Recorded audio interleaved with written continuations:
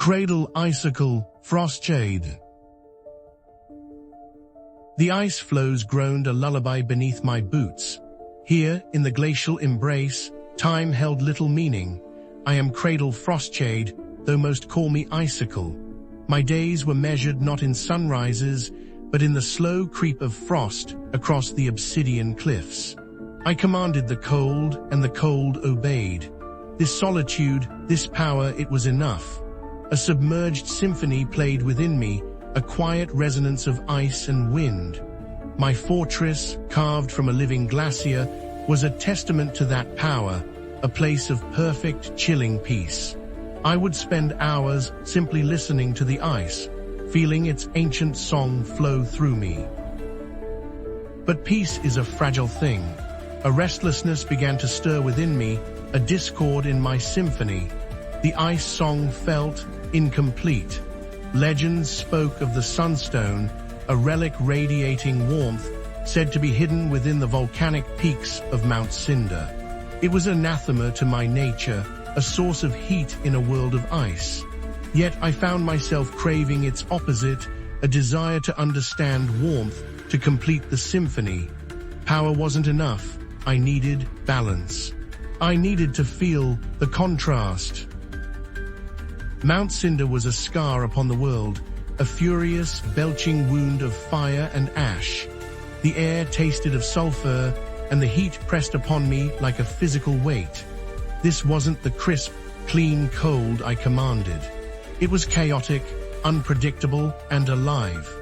The creatures here, the Emberlings, were beings of living flame, their movements swift and erratic.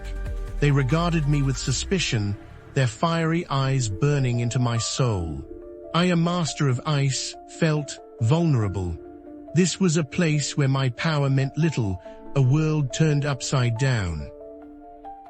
I learned to adapt, to weave frost not as a weapon, but as a shield, a dampening force against the relentless heat. I discovered the Emberlings weren't hostile, merely protective of their home. I offered them a gift. Ice sculptures, frozen works of art that shimmered and melted in the volcanic heat, ephemeral beauty in a world of destruction. They in turn showed me the heart of the mountain, the lava flows that pulsed with a life of their own. I began to understand the rhythm of fire, its chaotic energy, and how it too could be controlled, contained. The sunstone lay at the mountain's core, radiating a heat that nearly overwhelmed me. I claimed it, feeling a surge of power I'd never known. It wasn't a comfortable warmth, but a raw, untamed energy. Returning to the glacial embrace, I integrated the sunstone's power into my fortress, creating a breathtaking spectacle. Ice sculptures that glowed within a fire, a symphony of cold and heat. I had achieved balance, or so I thought. I believed I had mastered both extremes. The integration of the sunstone's power was a corruption. The warmth began to erode the ice, to weaken my control. The glacier, once a solid fortress, became brittle and fractured. The creatures of the glacial embrace, accustomed to the pure cold, withered and died. The submerged symphony within me twisted into a discordant shriek. I hadn't achieved balance, I had introduced a disease. The sunstone's warmth wasn't meant for this world, and my attempt to force it had brought ruin. I sacrificed everything to contain the corruption, sealing the sunstone away, but the damage was done. I returned to the remnants of my fortress, a shadow of its former glory.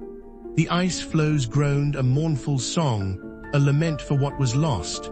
The glacial embrace was scarred, weakened, a testament to my arrogance.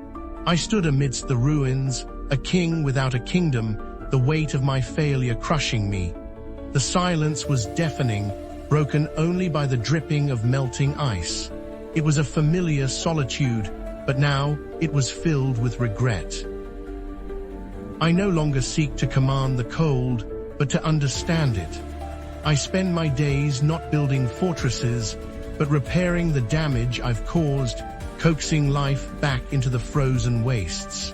I've learned that balance isn't about mastering extremes, but about accepting their inherent limitations.